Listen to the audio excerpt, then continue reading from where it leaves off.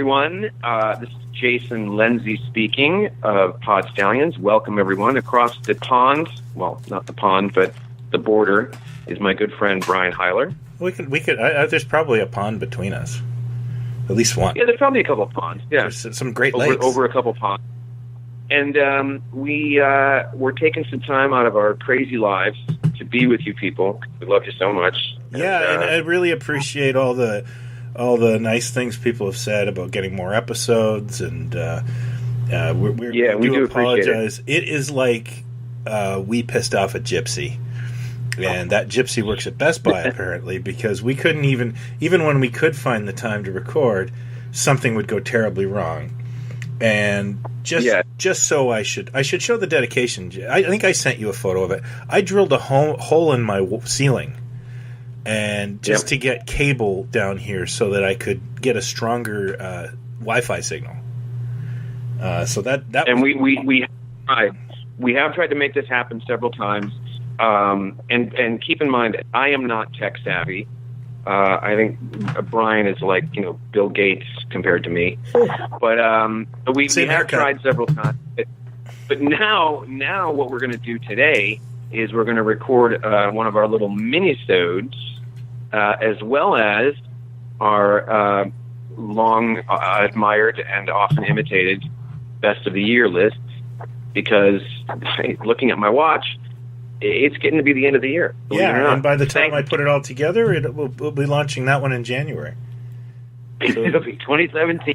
It'll be 2017. So we're going to start this little recording session with a really fun topic, I think, that Brian came up with, and just a nice little tidbit of a shortened episode for us is. Cringeworthy / kind of embarrassing moments in our geek pasts. We've all had these moments where, maybe we didn't want someone to know we were watching a certain thing and they found out, or you're the only guy in the schoolyard that's, carrying this particular magazine or whatever, and it falls out of your bag. We've all had those moments of those little coming of age moments, I think, that define us in many ways and may lose us friends at the same time. But so that's what this little episode's about, this little minisode. And because I'm perfect and have always been cool, it's been hard for me to just think of these sorts of moments. But I know Brian's got a ton. Oh yeah, I could fill a day. But you could fill a day. I mean, they're there. I know. I'm kidding. I know I've got a million of them. I'm just having trouble thinking stuff that sort of springs to mind, but I might have one. But let's start with Brian. I know you've been wanting to do this minisode for a while, so let's start with you, sir. Yeah, like I used to on the blog. I used to write these as nerd therapy sessions many moons ago, and I used to really enjoy writing them. And then I just kind of something took a bump in my life, and I didn't get back to it. So I thought it'd be fun to tell some of them instead. I'm going to specifically hone in on embarrassing stories for this one, and specifically when you're most embarrassed, which would be my first couple years of high school. Because once I got off into senior years, and especially in college, I didn't give a shit what people thought of me anymore. But when you do care, that's when it's funny. And it's awkward, and they're kind of cringeworthy. So the first one, I've relayed this one on the blog before, but I think you'd find this funny, and I think I've told you this, but I played Doctor Who in a community access television program once.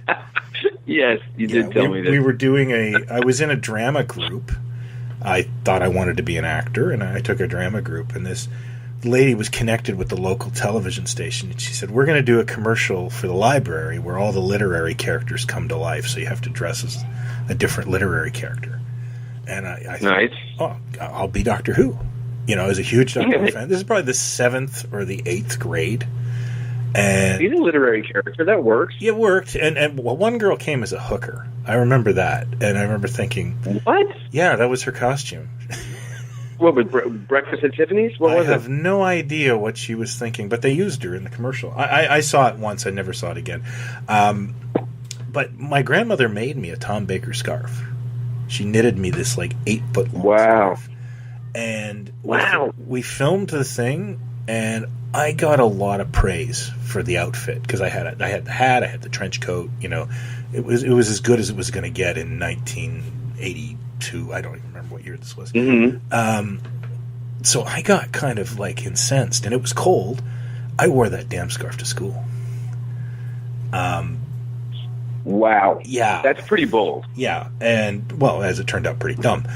None of my, I was my grade. Nobody said anything to me. A couple people ribbed me about it, but they kind of got it. A couple of my friends liked Doctor Who. It was nothing. Mm-hmm. I didn't get, but what happened was I hung the thing up.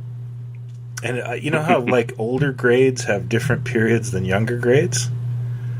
Well, I guess some of the younger grades, this one mouthy kid swiped it. And, I'm sitting in class, and my buddy's looking out the window going, hey, man, you may want to look out here. And they're playing tug of war with it. So oh, my God. I go outside, I grab it, I push the kid down, the mouthy little bugger who took it. And he mouths me off, and I grab it. And I just remember thinking, I should have never done this. What's really funny is you flash forward 11 or 12 years, and I'm in college, and I've rented a house with a guy. And he's from my hometown, and he's vaguely familiar to me. Well, he invites his kid brother over one day. And his kid brother's maybe 11 or 12. And I'm sitting there going, you're the little shit who... Wait, no, that's impossible. And I realized that I was living with the little shit who took the scarf. What? Yeah. It never dawned on me until I saw his little brother, and his little brother was a spitting image of him when he was 11 or 12. And when he was 12, did you tell him? No, I never bothered to mention that to him. Wow. Yeah. That's amazing. I just want to point out that as much as I still look back in that fondness, he was the worst roommate ever. Well, yeah, clearly. See, the thing is, I'm sorry, you really kind of telegraph to the world what the kind of person you're going to be in junior high. If you're a dick in junior high, you're probably going to be a dick when you grow up. Yeah. I'm sorry, just kind of how it was. That's it. You hit a certain age, and it's no, there's no hope for that guy. He's going to be a jerk. That's it.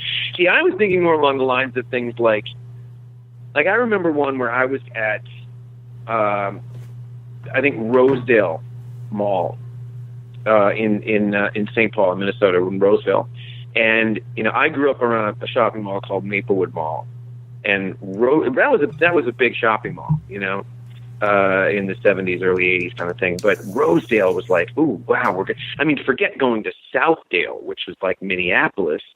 That's never going to happen. That's like living on the moon. But going to Rosedale, that was a good Saturday. And I was at the age where, I think I'd been there a couple of times riding the bus with a couple of buddies. But, if my mom had to do some shopping on a Saturday or Sunday, I would go with. But I was kind of at that age where we sort of split up at the entrance. Yeah. This is free cell phones, but it's okay, Ma, so here's what we'll do. We'll start here, and at 3:00, I'll meet you back at the fountain, and then if you want to grab a bite, but it's almost just but just kind of let me do my thing. And let me pretend I got here on my own. Yeah, it's kind of weird. I can imagine most parents go through this, but it's that age where suddenly you want to be independent, and you think if a girl, especially, sees me walking around the mall with my mommy, that it's just the stupid. I mean, not that anybody would necessarily think that, but anyway. So there I am, being cool, doing my own thing, hitting the stores I want to hit, and one of the stores I always hit was B. Dalton. Yeah, the knitting store, the cookie factory, Wicks and Sticks, Singer Sewing Center. But we there was a B. Dalton and a Walden Books in this shopping mall, and the B. Dalton, I usually had better luck getting Starlog and the Doctor Who paperbacks, like the Target novelizations, the paperbacks. Yeah. But not all the time. Like they had to do, and I always have them like double bag it in case, God forbid, I should drop the thing or something. Or somebody sees Starlog peeking out the wrapper. Like what is that? What's Star? Like a sci-fi thing, or And so this time there was no books, there was no Starlog magazine, but I found, because this is when bookstores would have old stock. Like you could find books in Beat Alton bookstores that were probably sitting there from 1979, sort of thing. Yeah, they just hadn't really shipped. Or sometimes they would reissue it when a movie would come out or something. But I found what I always wanted. I was kind of obsessed when I was a kid, amongst many things, was obsessed with Punch Out and Make It books. Oh yeah, and then, that led to plastic model kits, and then so on. But I used to love those books. If a book existed for a property and it was a Punch Out and Make It thing, oh man, I just loved those things. I loved doing it. I loved the finished product, and I remember seeing the Star Wars Punch Out and Make It book. I remember seeing it when the movie came out, but never got it. I don't know why, or saw it once and then didn't know how to track it down. But I found a copy at Beat Alton, not like 11 or 12, probably at 12. And again, nothing wrong with a 12-year-old, I suppose, getting like a Punch Out and Make It book. It's like, let's rub out the age, But I got this thing, and I got it, and I'm walking around with it in the wrapper, and I ran into this girl, like a junior high girl or somebody, and of course the conversation finally, well, what'd you get? Oh, what do you got in the bag? And I just remember being like I was caught cheating on a test or cheating on a woman. I just froze. Like, oh, it's nothing. It's just nothing. It's like, well, no, it's something. I said, oh, it's let me throw it out. So, hey, what have you been doing this summer? And then eventually it's like, I'm not going to get out of here if I don't pull this thing out of the bag and show her what this thing is. And then when I finally did, I kind of just played it up. Oh, I picked this up, this up. And I remember her looking at it going, oh, really? Oh, isn't that that's kind of young. Isn't that kind of young for you? It's kind of, it was something like that. It's kind of taking a shot. And I immediately pivoted, and I'm like, oh, yeah, it's not for me. No, it's not for me. It's a gift. I have a cousin who's younger, and I had this when I was a kid, so, but I mean, you could see the sweat pouring off my brow and the quivering in my upper lip and just being red and clearly looked like I was lying. Yeah. But yeah, that was one of those, it doesn't seem like much now, but at the time, I might as well have been ostracized from the community. What? I have the exact same story. Not with a girl, though, thank God. But in grade 9, there was a kid. What happened was in grade 9, my best friend growing up next door to me, his parents divorced when we were in the 8th grade. And he moved away. And the last thing he ever said to me when he got on his bike to leave was, see you at high school. So I was going to transfer out of Catholic school and go to public high school and hang around with him, which really was strange. Well, I had a lot of friends in grade 8, so it was kind of a dumb move, but, you're a kid. And, literally, this guy was my best friend from age 2 to 13, so it made sense. So I get to this public high school where, 99% of my friends did not go. And I start asking her, hey, guys, have you seen Neil? Do you know Neil? And they're like, yeah, Neil went to trade school. He got on the bus this morning. And so I was I knew 3 kids in my high school. Oh, that was it. You're on your own. Oh, boy. And those 3 kids were people that I knew to nod in the hall at grade school with, nobody with any sort of connection whatsoever. So, yeah, it was like Lonely Island for at least the first 6 months. So I tried to fit in and with varying results. And, I'm kind of happy I did that in life because it was adversity, and I kind of made my friends. And I eventually really loved high school, but made lemonade. Yeah, that first 6 months was rough. So much so that another kid from my grade school thought, I can throw Brian under the bus and make myself look better. And he found out about 4 months in that Brian can really fight. And but that's another story. And he transferred out of high schools after that because I beat him up in front of all these people. But what happened to me was there was this kid, and I wouldn't say it was picking on me. Well, he was, but it wasn't physical because he was smaller than me, but he had some big friends. And in gym class, he would always, you know how you carried your gym bag around and it became your catch-all, it had your books in it and all your stuff? Yep. He would go through mine in front of me sometimes. And I'll never forget. What's that about? Well, he was a dick. He pulled out Jesus. a Doctor Who Information Network pamphlet that had a big drawing of Colin Baker on it. And he's like, what's this? And I remember going, that's the Doctor Who information. And you got to understand, at that time, I didn't like Colin Baker. I was barely hanging on to liking Doctor Who at that time. Right. And then to have to justify its existence to this guy. I don't think I watched Doctor Who for 2 years after that. Just because I really wasn't... Like, you know, he was wearing that stupid outfit, and I just remember thinking, I don't want to defend this. I'm not even all that on board anymore. But the what's that? That is the eeriest. It's the perfect way to say what I was thinking at the same time. Yeah, I can no longer.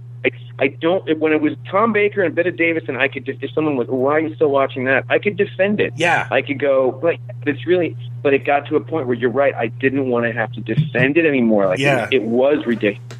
Yeah. And then, so what happened? So you said, you know what? They teased me about liking the show for a couple weeks, and it went away. And I was okay with that. But the worst one was, and you'll get this, you know, I started to kind of, like, you know, you're not quite I was still interested in toys. And I did end up eventually starting to collect them when I was about 15 or 16. But at this point, you know, I didn't have any toys anymore. And so I came one day from school. My mom picked me up and went to the mall. I'm sure we did the separate ways thing you just described. And I'm walking in the Hudson's Bay, which is my mom's go-to store at the time. And I walk into an end cap of Kenner Superpowers. Never seen them before. They're brand new. This is 1984 fall. And I always wanted a Flash action figure. You know, the Flash was one of my favorite characters as a kid. There it is. Right. And the Kenner Superpowers Flash figure is easily one of the most perfect action figures ever.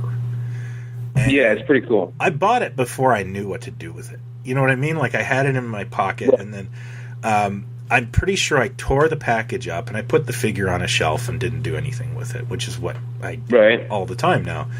But it was a really weird thing, because I was like, why did I buy this? You know? But I left the giveaway comic in my bag. And this Sandy kid found it. And I remember him, like, I was sitting there writing something in a class, and he goes, hey, man, this shit's for 5-year-olds. And, he did it in front of the class to embarrass me. And you killed him. No, you know what? This is the funniest story. I'm going to grab my bus. We're the only 2 people in the hall. And, I started to push him down. Like, you going to make fun of me now? You going to make fun of me? And he had this amazing, because we were about the same size, but I could have clearly thumped him. Right. He had this amazing, I have to admit, I think of this. He just kept going, that's okay, man. No, it's okay. We don't have to do this. It's okay. And he talked me out of him. Yeah, and it's like, but you know what? Maybe that's what he needed. Maybe that's what this guy needed, like, is a bop in the nose. Going, you really want to do this? You know? And it's funny because, I'm not going to get detailed about it, but I've certainly dealt with something similar. Even to this day, as a grown man on a production job, if you're the funniest person in the room, or if you're, getting praised for, whatever it was, but it still happens. Yeah. Where somebody wants to pull something. Oh, well, that's because you did the. But and frankly, unless I know somebody with good-natured ribbing, going like, is that because you did the thing with, like when you've got that good-natured ribbing thing with people, like that's good. I have never, from the time I was a kid, I have never pointed at some kid and gone, I can't believe you're wearing that shirt, or why did you do? Like, I was never that kid. I never did it. I never felt the need to do it or whatever. And to this day, and I'm not, a tough guy, but I mean, I'm not saying that you're a tough guy. I'm saying that I wasn't. Are a big. Yeah. No, but I'm saying you're a big, tall guy. So, well, like, you know what? At this point in my life, I'm 5'2", and I'm 89 pounds. So, no, I know, but I'm saying at this point, as adult, it's like it's still extraordinary that these things happen, and so we can't always solve problems by going, come here, asshole, and wanting to push them downstairs, but I do it verbally and go, I've pulled people aside and said, I know what you're doing. Yeah. I mean, I can see what you're doing, and I'm gonna let you off with a warning right now. Like, right now, I'm being very good natured, and I'm trying to rib you back, or kind of throw something back. But if you want to keep going with this, I will, slaughter you verbally, and it'll be in front of people, and you're not going to like it. And 9 times out of 10, it gets, oh, dude, come on. It's like, no. You know what you're doing. It's no different than the 8th grade. But the difference now is that, if I take the gloves off, unfortunately, because I'm pretty sharp and can go for the jugular if I have to, it's going to get ugly. And that is what that was. Like, this kid pulls it, and you want to go, come on, asshole. And, I give him credit for funny about that is it like, you didn't need to put your mouth in the first place. Yeah, it never got very physical. I just was pushing him, like, trying to get him to take a swing, or, and he was just like Gandhi about it. He just wouldn't, and it's like, I can't hit somebody who isn't into it. You know what I mean? Like, some people can do that, but my brain doesn't work that way. So he gave up. And what was really great about it was never a thing for 5 more years of high school. Like, I sat next to him in class, and we got along. In fact, the last time I saw him, he was, super happy to see me. This is, post-college, but it was just a weird thing where he was really centering me out. And it may have been because, everybody's looking for somebody to capitalize on when they feel odd man out, but... but again, it's the whole, let's all understand we were all insecure at the time, and we all wanted to try to do it. It's like, no. You and I don't care if his dad was a jerk to him. Yeah. Bullshit. Yeah. I hate stuff. I give I'm just, like, you know what you're doing. You know exactly. I mean, I'm picturing this in my head. Him pulling at this thing. Not even minding his own business. He pulls it out and then wants to make a point. Yeah. It'd be bad enough if he turned to you privately and goes, "Hey, dude, this stuff's for 5-year-olds." That would be insulting enough. But to do it in front of the room, these people that do that, they know exactly what they're doing. Oh yeah, and there is something to it. Being, I had another one now, but mine are much more like embarrassing. Like, oh god, I had to lie my way out of that thing or whatever. Than these things you're talking about. And I had another one, but now I lost it because now I got worked up over the story. I got another one that is kind of just more common. All right, you do another one, and then we'll wrap up the mini, and we'll do our big juicy one. Now, I've told this one on the blog before, but it's just worth telling. I'm turned about 15, 16, and I'm now collecting vintage toys. So I'm going around to old stores, comic stores, antique malls, trying to find this stuff. I have a couple friends who know I'm into it, but I am keeping this way, way on the QT because I don't need to broadcast to the world that I do this. It's now I don't care, but back then, it could affect your reputation. Oh yeah, no, I kept some of my stuff quiet. So when it got to like the 80s and I started up again. It's March break. And I'm going downtown. This is probably the same situation as your mall. It's not the good mall. It's not the Scarborough Town Center. It's the for me it was the Oshawa Center, which is the close mall. But I'm going downtown to this because there's a couple of comic book stores downtown. And comic book stores back in the day, remember, they would get old toys in occasionally. So yeah. I walked down to what was a store called Unicorn Comics, run by it's changed names, but the owner is still a good friend of mine, and I did karate with him in the 90s. He's a really, really decent guy. But the plan was to go downtown, then I'd walk back to the Auschwitz Center, and my mom would pick me up at around the end of the day. Okay. 5 or 6, she'd getting home from work. Okay. So, this is pre-cell phone, you're right. So it's all preordained times. So it's right. 10:30 in the morning. I walk in Unicorn Comics. What's in the window? But a Shogun Warriors Guy King. Loose. Nice. Perfect. And I have a real Shogun Warriors thing, right? Because I didn't have any as a kid. And that was one of the first things that started getting me to go to old yard sales and stuff. It's like, I can buy all the Shogun Warriors. So I ask him how much it is. It's $15. So I immediately buy it. Wow. Doctor Who Monthly or whatever the hell else I was buying at the time. Not Doctor Who Monthly, unless it had a picture of... Because if it had Colin Baker on the cover. But you're like, so I'll get the next one. Tim, the owner, goes, okay, let me see if I have a bag for you. Because it's winter, and I got to carry this all the way across town. He hands me a clear garbage bag. Oh, no. Yeah, so I... No. It's like, do you have anything else? No, he has nothing. And I don't have enough money to go buy like a pack of garbage bags or go buy something else.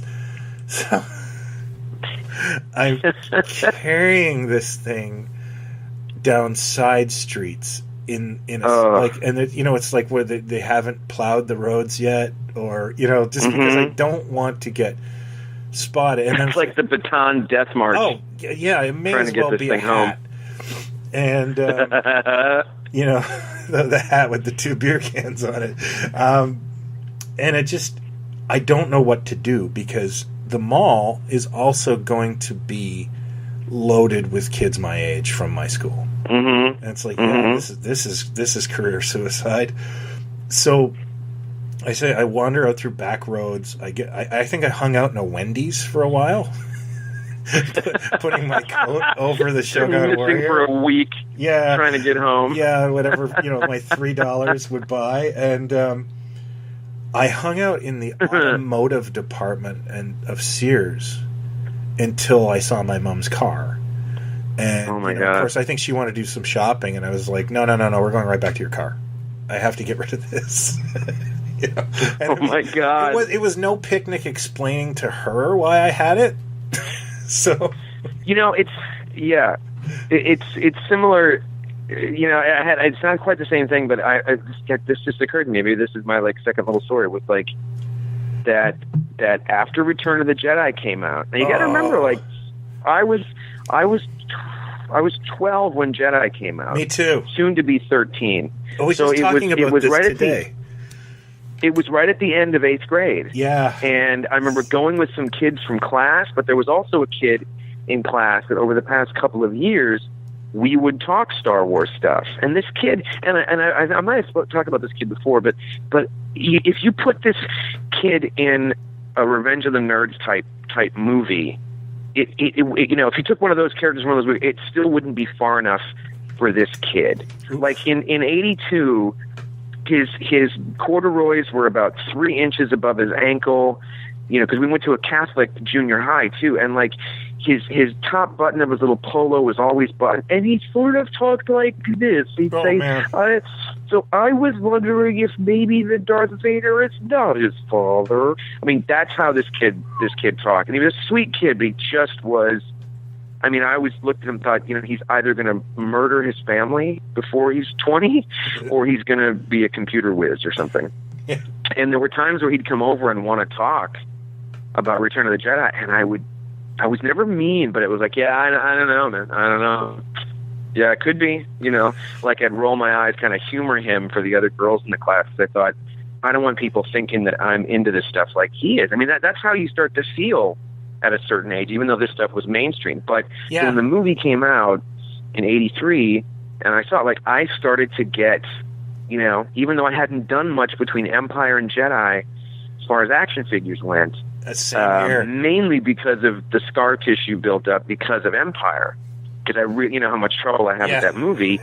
that now Jedi's coming. I think, oh, finally Han Solo's coming back and I can breathe. Then I started to get, I got that first series of characters that came out, like, you know, Rees and, you know, the Imperial Emperor's Royal Guard and Luke in the Jedi outfit. Like that first wave, I got them all, you know, and a couple other things. And I had them in the living room in like a little tin, like a little coffee tin kind of thing, or tea tin. I kept them in there and kept them under the tin. But then, there's the comics adaptation, there's the magazine, there's the book on tape. You know, all that shit was there. That was because it was summertime. Now it's getting hot. We had air conditioning downstairs. That's where I spent most of my time. And there was some family brunch thing that we had to go to that a couple cousins were at. And suddenly my mom was, why don't you all come back to the house and we'll have a thing? And I went, like, I have to get into the house to move this stuff before they get there. And which is good practice for when you're a teenager. It's true. The height shit. It's true. And so I had to push her to, like, we have to leave now. If we're going to do this, we have to go now. Yeah. Like, we have to leave the restaurant now to get back there, because I know that, you know, I got to hide this stuff before we pulled the car up to the driveway. And I jumped out just as, like, the next family car was pulling up behind us. Yeah. And I ran inside, scooped everything up, brought it to my room, and, you know, that was it. And, like, nobody was the wiser. But that's the kind of stuff we had to go through to that's so things. Funny. And especially, Doc, you and I have a lot of similar Doctor Who stories. Yeah, Doctor Who. Like we've said many times, that's the one you didn't tell anybody about. You did not. Whenever I'm at a show and I sell something Doctor Who to a beautiful 20-year-old girl, or, you know, 20-year-old girl, I sit there and go, the world has changed. You know? Yeah, I sit there. I did this, you know, a couple years ago at Comic-Con. I had did all these PR and interviews for Biff Bang Pow and stuff, and so many young women, not just walking around Comic-Con, but coming to interview. And I'd say, you know, if I saw you at a show back in 84, 85, I would think you walked into the wrong convention or something. Yeah. Like, I'm grateful for it, but I'd be lying if I'd said, you know, there's not a bit of bitterness there as well, going, where the hell were you back then? Because you barely told people. You certainly didn't tell the opposite sex that you were like, guess what I read in the new issue of Fangoria? Like, you did not have those conversations with females. I'm saying it as a man. You just didn't. Well, there you go. I'm sure we've got many, many, many more of these. Yeah, this could be a part one, and I hope it wasn't too brutal or boring, but I just thought it was kind of a fun topic and hopefully relatable. Yes, and we thought we'd kind of test the waters with it, as opposed to, I saw this great movie or something, and see what you guys think, and also if you guys, you know, have stuff to share yourselves as you tend to do on the Facebook page. Oh yeah. Tell us some of your little stories. That'd be great. Very cathartic. Let's share in the misery. All right. And we'll see you. That's great, guys. We'll see you in 30 days or at the bike racks at 3:30. Don't tell anyone. Thanks.